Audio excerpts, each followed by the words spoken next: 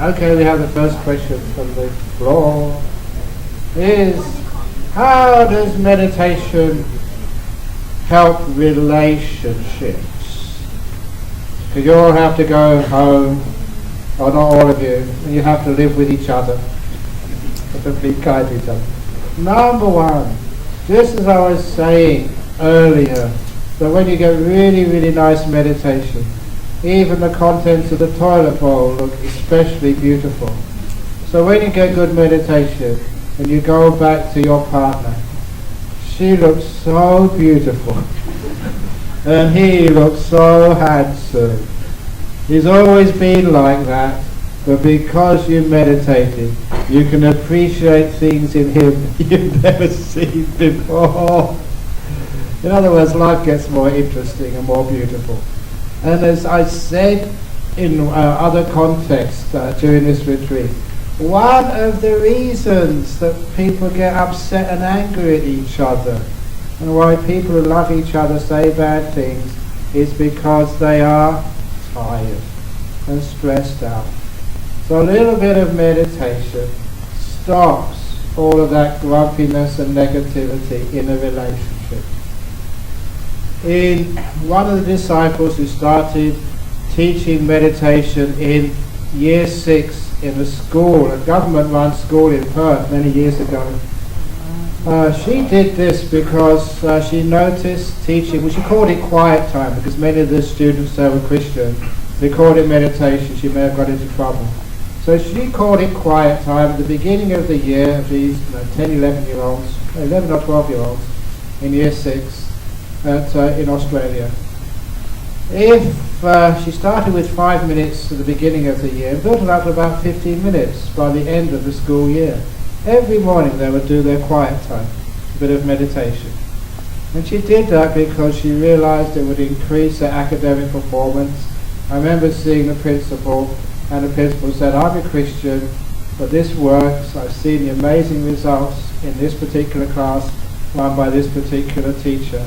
That's why I'm supporting it. And any Christians who complain, I say, I'm a Christian too, it works, shut up, let your kid do it. But there were some interesting, unexpected results of teaching meditation to these kids. Because whenever there was an argument in the classroom, remember these were 11 or 12-year-old boys and girls, whenever there was an argument about to start, invariably one of the children would put their hand up and say, Miss, can we have quiet time now? And so the whole class would spend 5 minutes just relaxing and letting go, watching their breath. And when they came out afterwards, all of the anger and ill will was diffused. And I try and teach that to couples.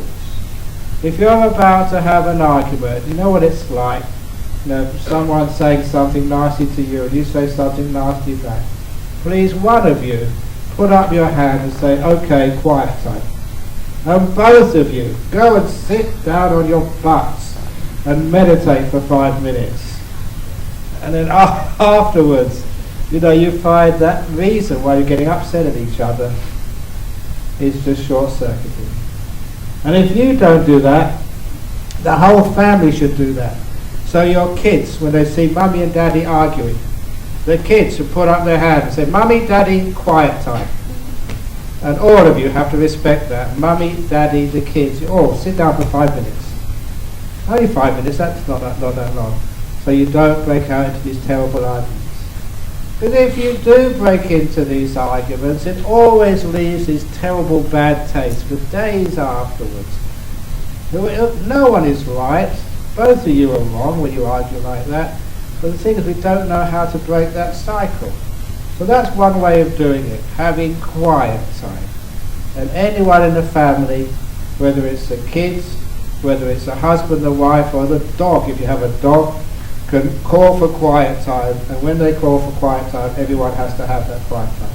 Sit down, be peaceful, and you'll find a lot of the things, the real reason why you're upset, not because of your husband, because of your wife, because you're so tired, you're frustrated, you can't take anymore.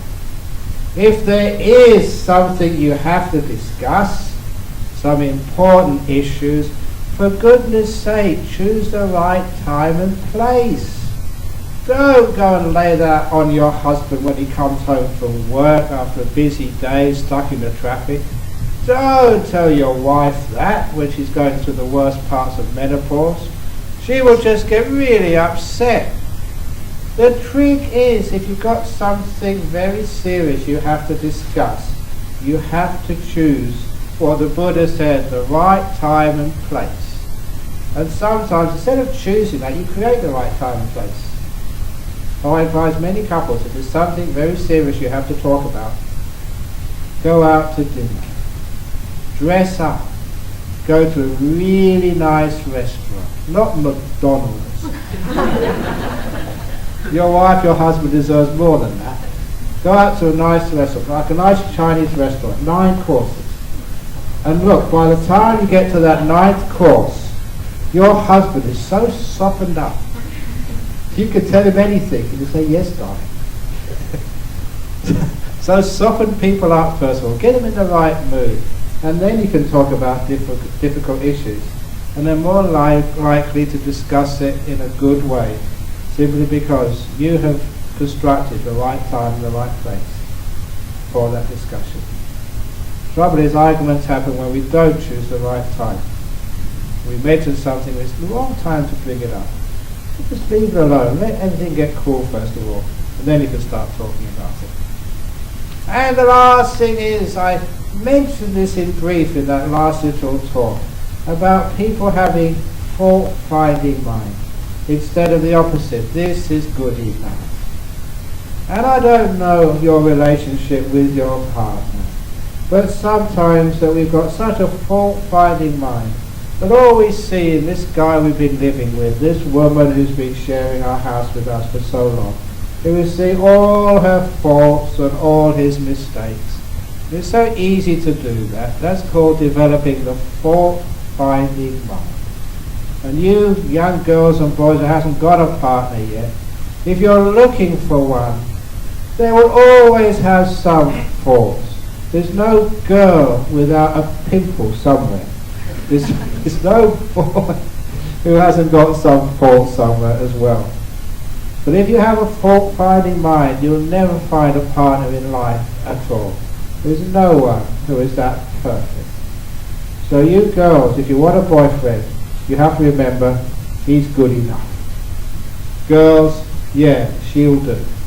But don't try and get the most perfect, most beautiful girl. Even the girls who appear on TV, the ones whose pictures on the front cover of the magazines, they have been airbrushed so many times. That's not real. Same with the boys in the movies. They have stunt doubles. I've seen some of those extreme things they're supposed to do in these movies. You know, these fights they have, or these motorbike chases. When they come out afterwards, their hair is perfect, without one thing out of the way. There's not a bead of sweat on them. In real life, you work like that, and your hair is all over the place, sweat dripping from you, and you're a right mess. But not if you're a film star. That's all staged. So real life, no one is really perfect. So if you've been married to someone for a long time, what do you expect? Of course they're not going to be perfect, but they're good enough. So remember, when you look at your husband, good enough. Good enough for someone to be a good friend and spend the rest of my life with. Not perfect, he's good enough. And you look at your wife, she may not be, as beautiful as some of these supermodels, but she's good enough. If you have fault finding, then you always find faults with somebody and you won't be able to live with them. So one of those little methods to deal with that. If you're having a hard time with your relationship, or a hard time with a boyfriend, you think of breaking up, get out the old sheet of paper. Draw a line down the middle of that sheet of paper. Put the name of your boyfriend, girlfriend, husband, wife, whichever it is. Put their name on the top And on the left side, draw a line vertically down the middle. And on the left side of that line, write all the reasons you don't like that person. All the faults in your husband or wife or boyfriend, girlfriend. Write down all their faults on the left-hand side, especially when you're angry. And then on the right-hand side, write down all the reasons you respect them and care for them, all their wonderful qualities. Write those down too. And only when you fill both halves of the sheet of paper have you really been fair to them. And then turn the paper down the middle along the line. And the left half of that piece of paper, all the things you don't like in your husband, all the things you don't like in your wife, throw that in the waste bin. And keep the piece of paper on the right hand side, all the things you admire and respect in the person you've chosen to be with. And focus on that. And that will improve your relationship, because relationships start to founder when we only have a fault-finding mind. And all we do is see the faults in the person we live with. This little method, acknowledges they have faults, but it also forces you to acknowledge they all have beautiful, wonderful qualities as well. And then you can have a wonderful relationship together. So you keep focusing on the good qualities. And number 2, whatever you see in your partner is what they show you back. I said that before. If you focus on their faults, they will show those faults to you more and more and more. If you tell your husband he's lazy, you'll find he gets even more lazy. If you tell your wife that she's sloppy in the way she dresses, then she becomes even more sloppy. So the way to do it is to tell her she's beautiful, and she becomes more beautiful. Tell her him is a good provider, and he provides even more. This is basic psychology. If you live in a fault-finding world, the world gets worse. You make more faults. If you live in a world of gratitude, seeing people's good qualities, praising each other, respecting each other, then the world becomes a more respectful, happy place. So please do that. Respect each other in a relationship. And then you have a wonderful, happy time. So that's actually how you can use some of the wisdom of this meditation, because in meditation you let go of the fault-finding mind. And instead you develop this wonderful mind of peace and acceptance, letting things be, and you find it gets better and better and better. So where you find the treasure is right where you are. With the wife you've already got, with the husband you've already got, with the kids you've already got, there you find the treasure. You don't have to change it, you don't have to get anything different. Your kids, please don't try and exchange them. There'll be a wonderful thing if we had a kid exchange in Singapore. So if you're fed up with your kids, you can exchange for some other people's kids. They do that with husbands, apparently, the husband swapping and wife swapping.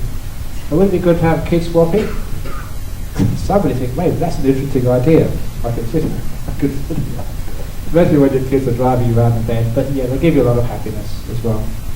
So don't be fault-finding with your kids. They're brilliant, they're wonderful, they're part of you, they're your family. So tell them that, how much you love them. When you see the good in the kids show you it back. If you see their faults all the time, your kids will show you more faults.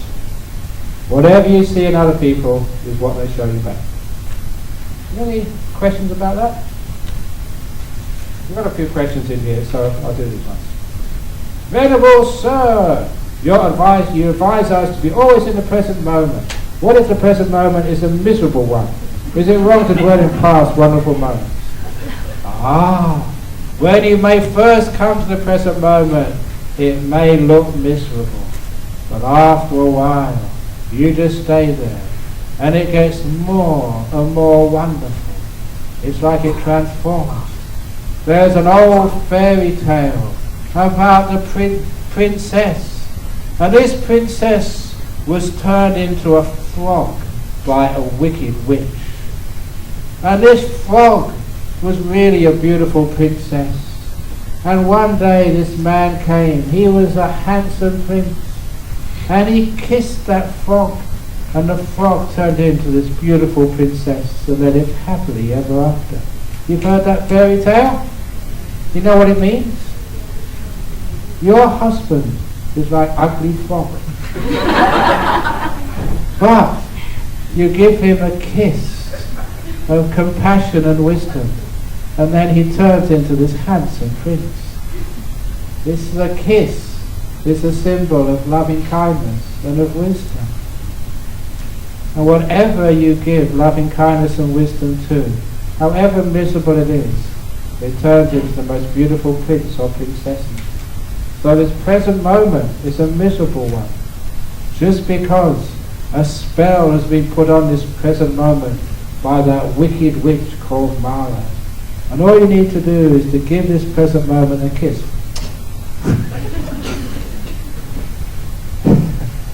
A kiss with loving kindness and wisdom. Present moment, you're very miserable and ugly, but I love you. And then the present moment turns into this beautiful prince or princess. It appears to be wonderful and joyful. That is how it works. But if you're negative to this present moment, the present moment is like an ugly, warty frog. But if you give this present moment the kiss of kindness, you embrace it, it turns magically into a beautiful moment of peace and happiness.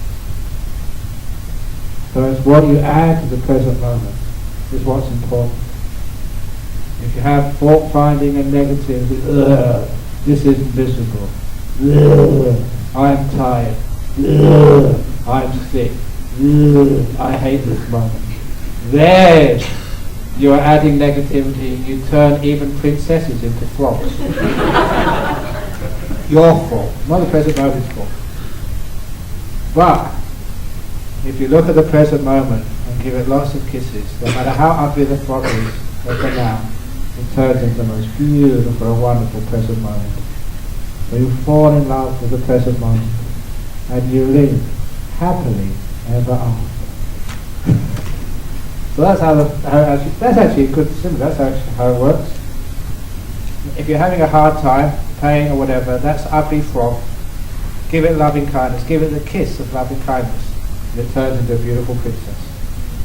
Or beautiful prince. Depends whether you're male or female or whether you're gay. Oh, come on, laugh. Your emptiness. Your most compassionate emptiness. Does one need to be celibate to get to the jhana states?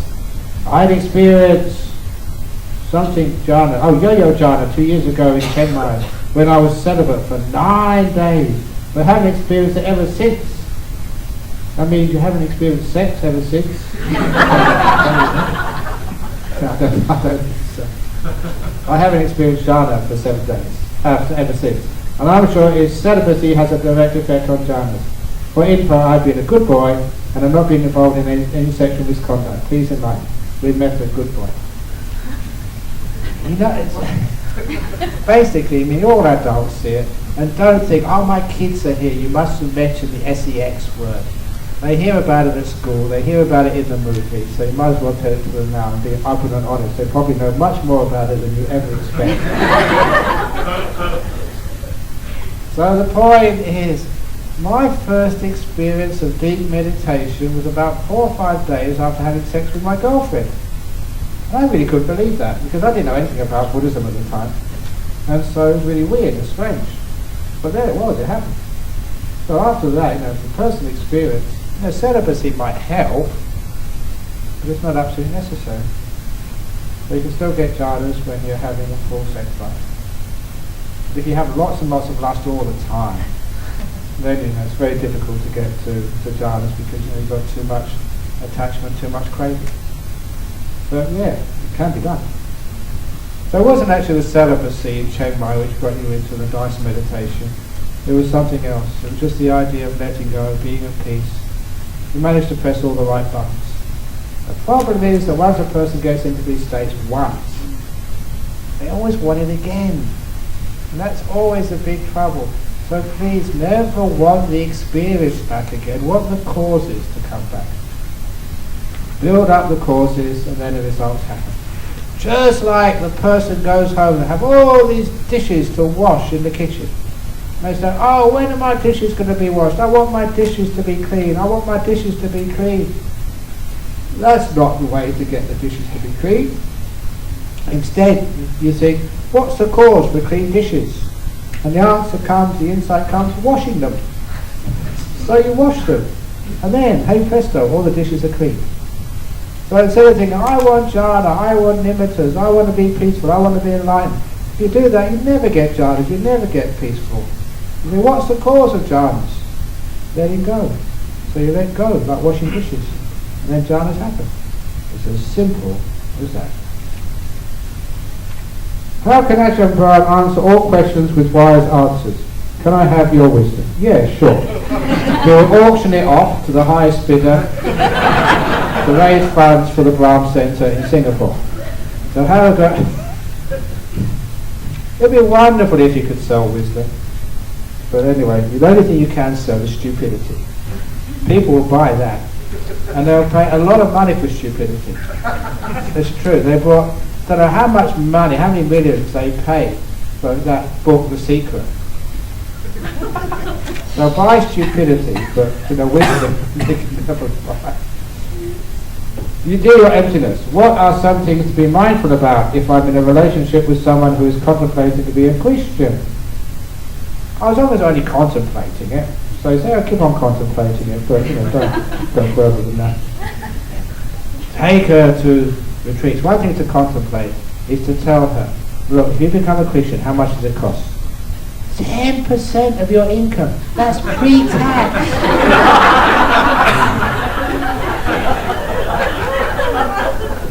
So, Buddhist, BF, much better value for money. Cheaper price, better product. And if you become a Christian, you have to be really, really good to go up to heaven. You only go up to heaven once. As a Buddhist, you can go up to heaven many, many, many, many times. Much better deal. And I mentioned the other day, Christian heaven, very boring. Buddhist heaven, Jimi Hendrix. Whatever food you like, not just ambrosia. And really nice clothes, not these old white gowns. But no, just tell her to contemplate, again, reason. A lot of times in some religions, they say you have to leave your brain at the door. You're not allowed to question. You're not allowed to be reasonable. So never join any religion, no matter what it is, where you have to leave your brain at the door, where you're not allowed to question. So that's one thing to contemplate. The next question. Dear Ajahn Brahm, I am brought up a Catholic and in a mission school. Over the years I've been very drawn to Buddhism, yet find it hard to make the shift because in times of distress my condition to response is still prayer. I'd appreciate your guidance on how to make the shift towards Buddhism when one is somewhat unconsciously rooted in Christianity. Yeah, well, I was baptized in a church when I was young, but I never gave my approval. I think I was only about 4 or 5 weeks old. No one asked me at the time. It was against my will. And you were exposed to Christianity, which is wonderful. If you're exposed to many different paths and religions, that just makes you more of a full person. You know exactly what you're doing. And the other thing which I must mention, that many people who become a monks at a very young age, who had not much experience of life. But I was very happy. I had girlfriends. I had actually experienced a lot of the world before I became a monk. And that's really important, simply because you know exactly what you're giving up. You had relationships, long-term relationships with girlfriends. So at least now I had some experience, I knew what I was giving up. There's some poor monks and nuns, they never had any relationships much at all. They never had any sex or whatever, which means that there's something in their mind, they don't really know what they're giving up. There's always this thing in the back of their mind, maybe I've given up something which I shouldn't have given up. They don't know what they're really talking about. So it's very wonderful having some experience before you have become a monk. It makes you much fuller. And the same as if you've been a Christian before, or Muslim, whatever, it gives you much more richness of experience. So you never lose anything. So you are a Catholic, brought up in a Catholic religious school, great. Please always respect that and respect the goodness in that tradition. But if you want to be a Buddhist, wonderful. You can be a Buddhist with Christian roots. Why not?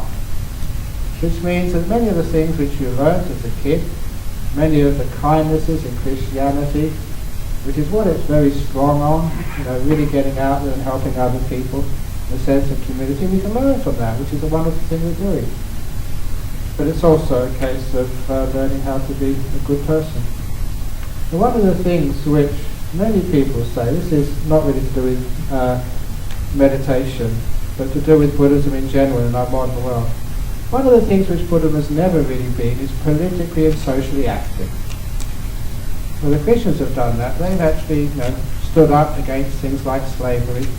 They've actually suffered as a result of some of the discrimination which was there in society. Not all of them. Some of them have actually defended that discrimination. But there's always been a few who have actually stood up and changed the world. But not many Buddhists have done that.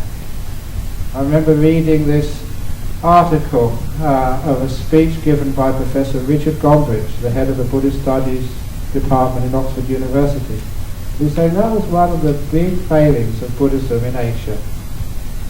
There is a death penalty in Thailand, and no monks stand up against that, saying that's un-Buddhist to have a death penalty in your legal system.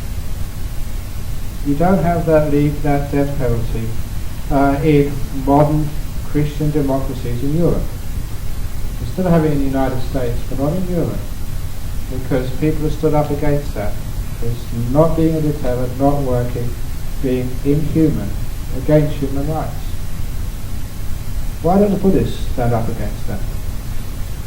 In Thailand, and in Singapore, and in, Malaysia is not a Buddhist country, and in Sri Lanka. There's still a death penalty in Sri Lanka, they still hang people there apparently. So those are the sorts of things which some Buddhists actually should stand up for. Even if it means they lose their privileges, even if it means sometimes they're put in jail for it. That sort of leadership is something which the Christians have been strong at, the Buddhists have been very weak at. But it's a fair criticism. So when I get criticised for that, and I say, well actually you're right there, we try to do something about it. So, and that's also one of the reasons why people don't respect Buddhism so much. They think it's soft. It's got a wonderful message, spiritually it's brilliant. And all the truths they give, all the meditation, the kindness, compassion is better than any other religion. But where we're weak is the social action. Basically we're not really relevant.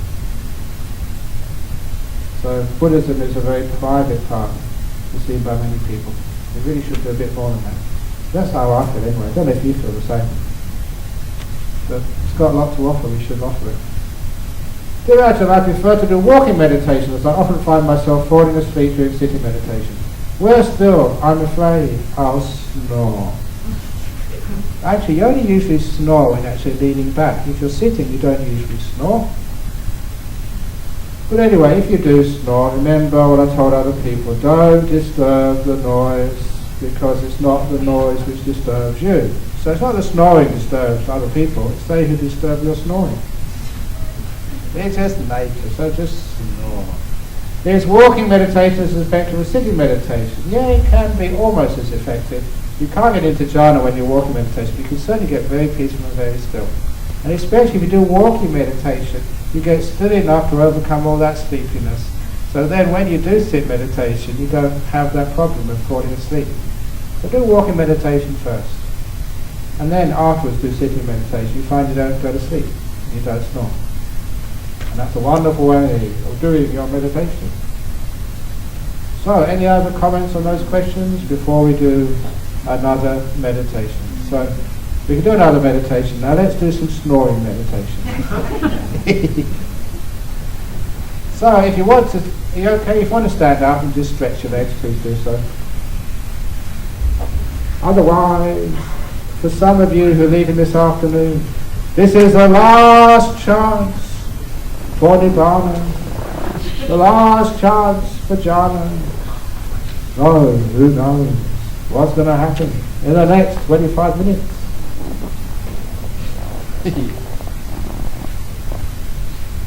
So here we go. Now today we're going to do bliss meditation.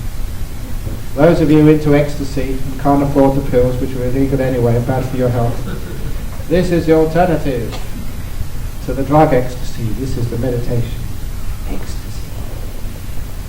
So those of you who want to piss out, here we go. So first of all, have a feel.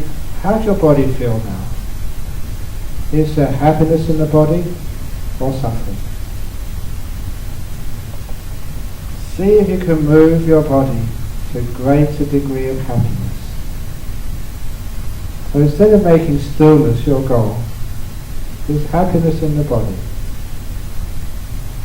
And if there's an obstacle to happiness, such as your legs are too tight, or something's pressing against the other, see if you can adjust your body, adjust your legs.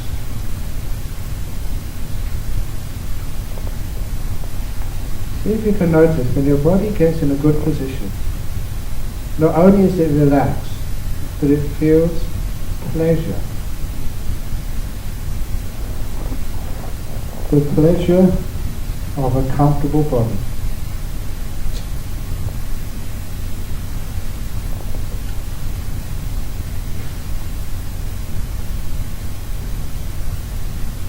So once you have adjusted your body so far, now please look in your body.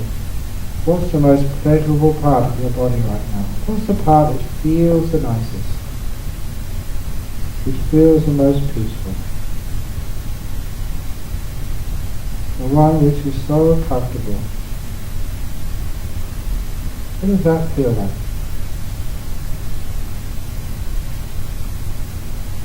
So we're not going to the faults in the body. We're going to the other part of the body which is not tight, which is not tense. The part which is at ease and comfortable and free.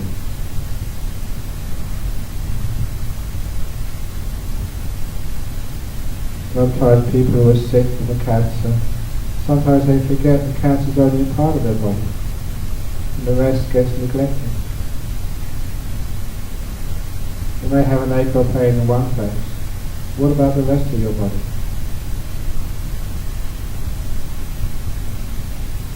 Until you start to feel this delightful pleasure of bodily relaxation. One of the reasons why you go to the spa for a foot massage or a back massage. It's so pleasurable to be relaxed.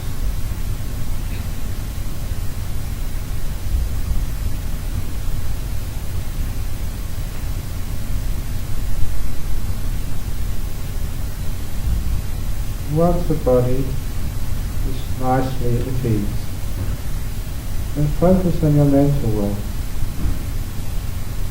In this present moment, it's the most pleasurable place to be. In the past, there's so much work to be done. In the future, there's so many worries and uncertainties. So see if you could perceive the pleasure of now. Not having to do anything, not having to go anywhere. The pleasure of resting.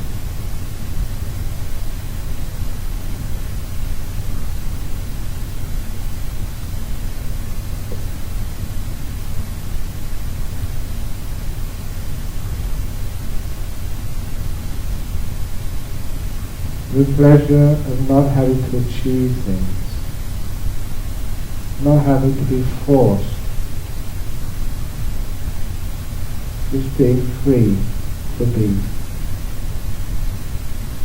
You can experience the pleasure of that freedom, the freedom from desire. So content in this moment, you don't need anything.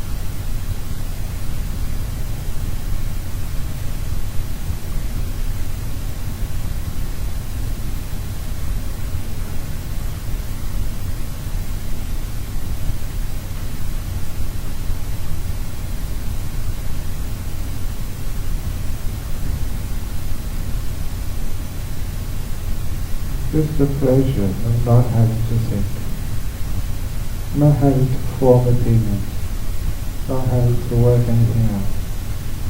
Just the pleasure of being free from this noise called thinking.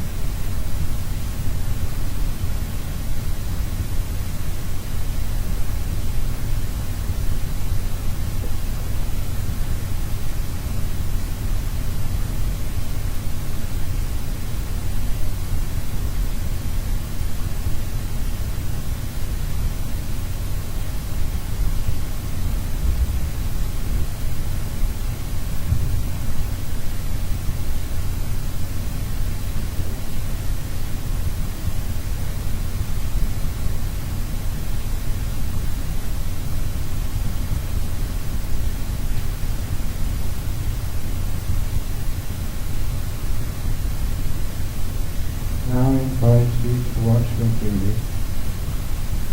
When you breathe in, breathe the most pleasant, beautiful, even sensuous in-breath you can possibly make, on purpose. Breathe in with joy, with pleasure. As you breathe out the most delightful breath, full of joy and happiness.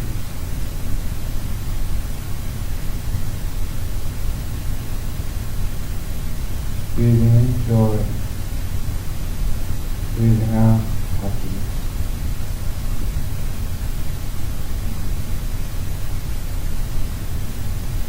See if you can start noticing the pleasure of peace.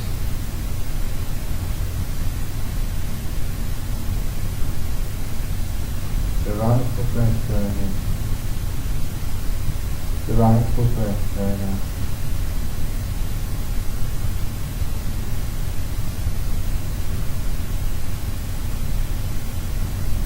The specific type of pleasure, joy and happiness of meditation. Once you start to notice that pleasure, it will grow and take you into ecstasy.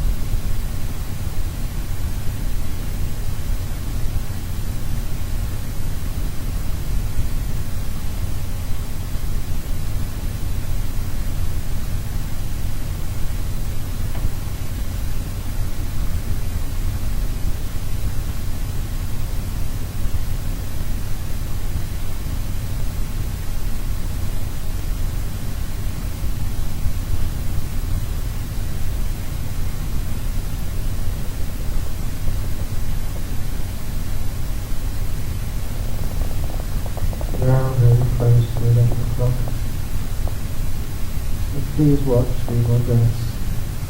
Count them as they go out and out and out. The end of the first time, open your eyes.